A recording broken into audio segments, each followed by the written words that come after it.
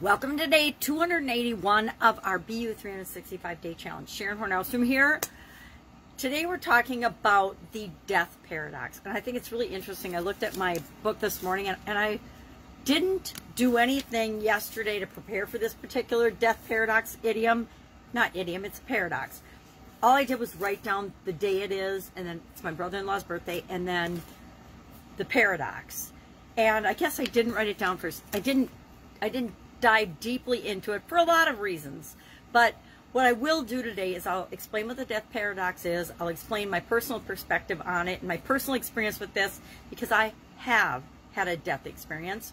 And then I'll talk through a list of 9 things I found online that they say if you've got a fear of death, then these are 9 things you can do to get over it. And then I'll tell you what I actually did following my death experience, because I think if I would have done it before, I wouldn't maybe have encountered that particular experience. I wouldn't have had to learn those lessons.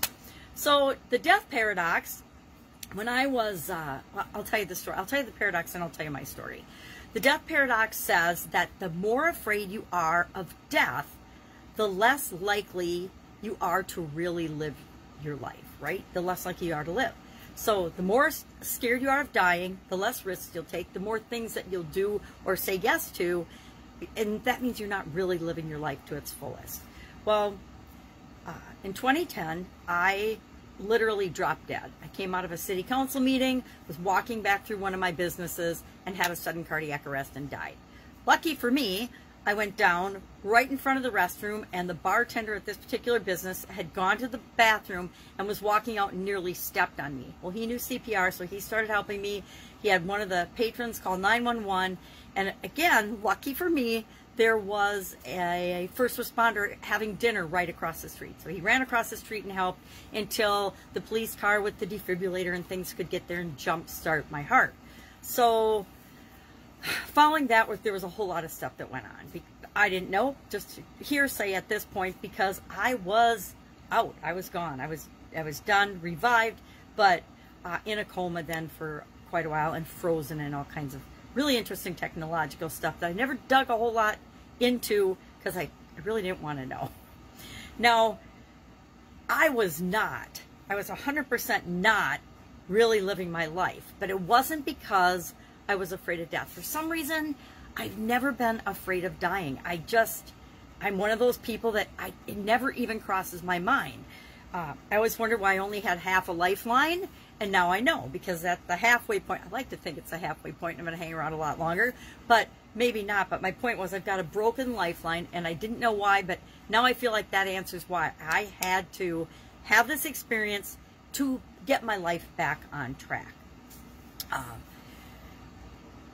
But some people are super duper afraid of dying. Other people aren't. And I'm just one of those people that was kind of a little daredevil kid and teenager and just did stuff. And I guess I probably wasn't very wise because I didn't think about the consequences. But I never did a lot of super risky things either.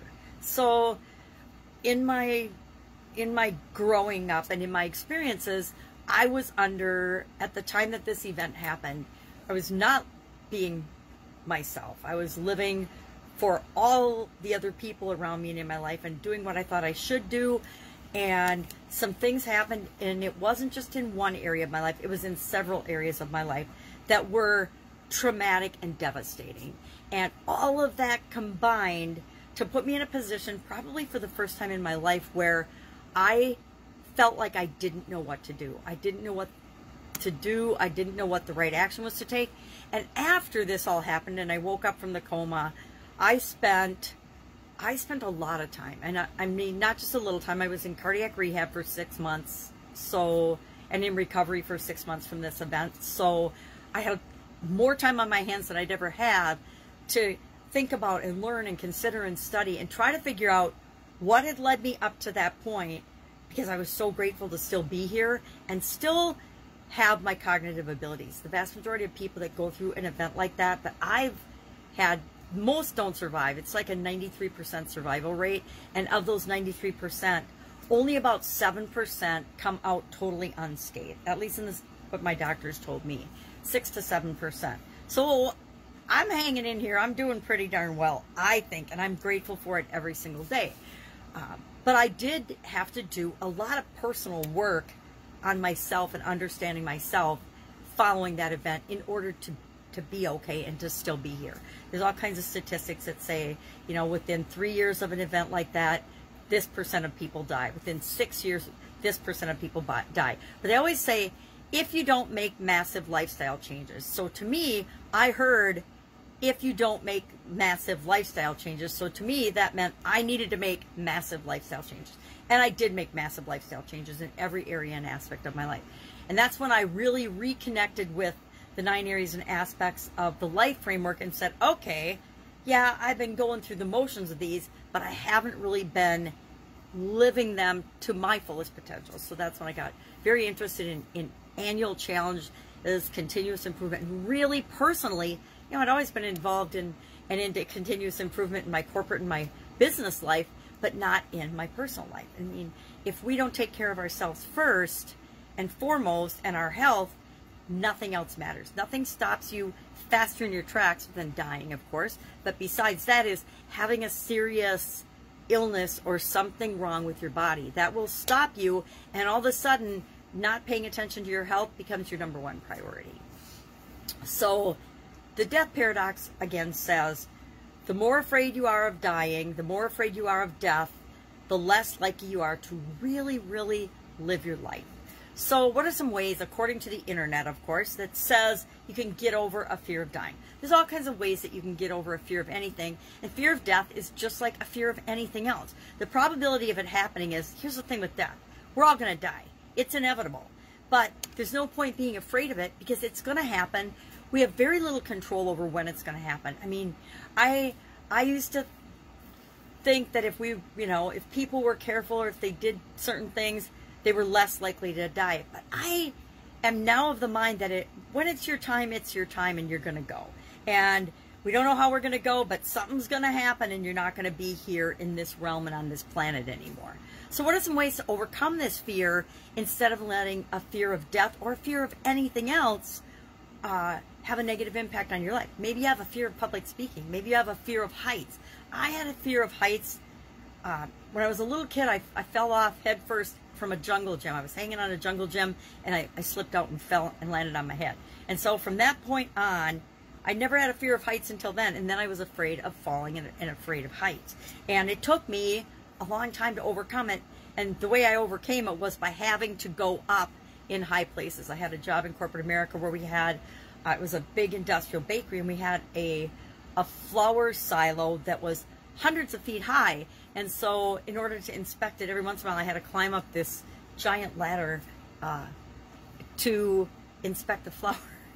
And that pretty much got me over my fear of heights. So, and I went up on a lot of stuff and never fell.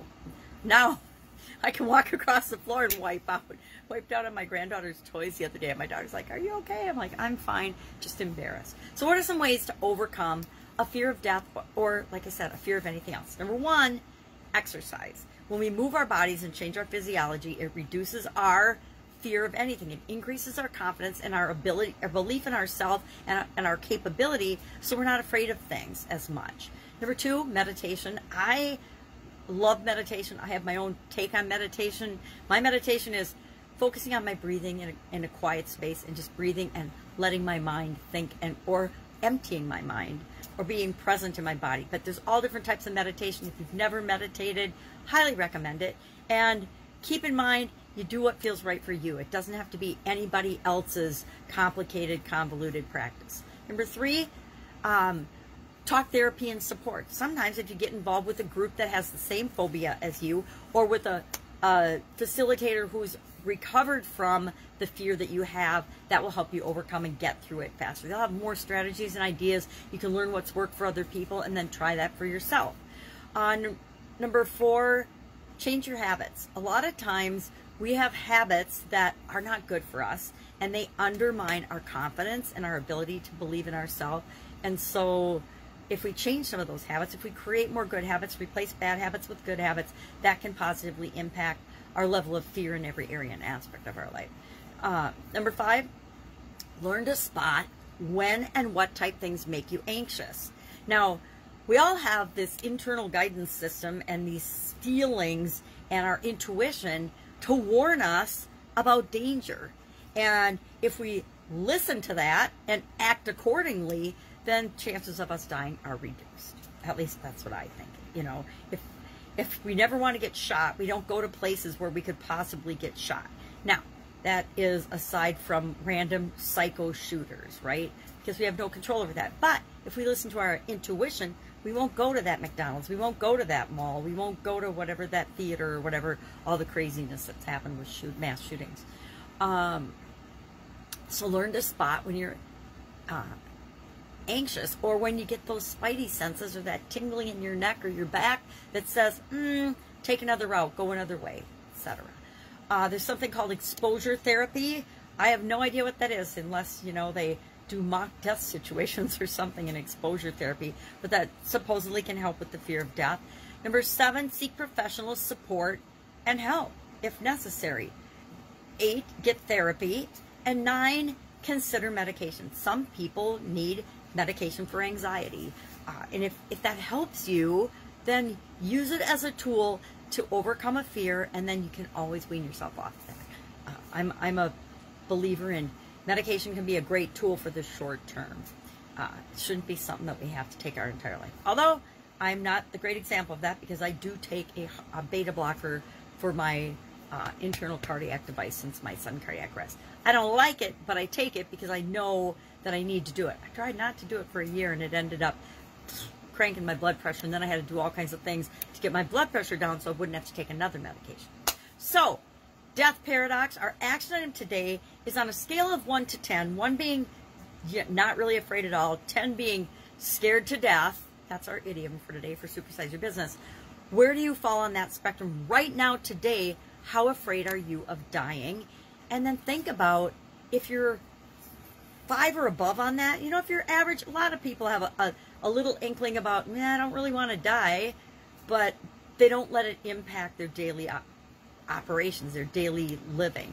But if you're 5 or above, maybe ask yourself, are there things that this fear is interfering with? And if there is, do I want to spend some time and energy over the next few weeks or whatever, however long it takes, or months or years, reducing that fear, that sense of death, so that I can enjoy my life more? That's it. Any questions, hit me up. Don't usually share that story, but I think that it's very pertinent to today's. Oh, I forgot to share what I did.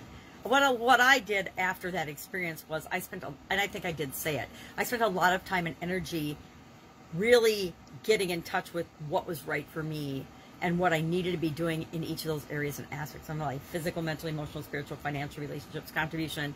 And then it's just last year that I added confidence and communication to that 9 area framework. So it was really just 7 back then, those 7 areas. And I said, okay. And that's when I actually really started honing in on and breaking down my legacy goals, I call them, my super big, hairy, audacious goals, the grandiose things that I want to achieve in my lifetime, into smaller pieces, and then into daily. What do I need to do daily to be moving me toward those things automatically? All right, have an awesome day. I will be with you tomorrow. Bye.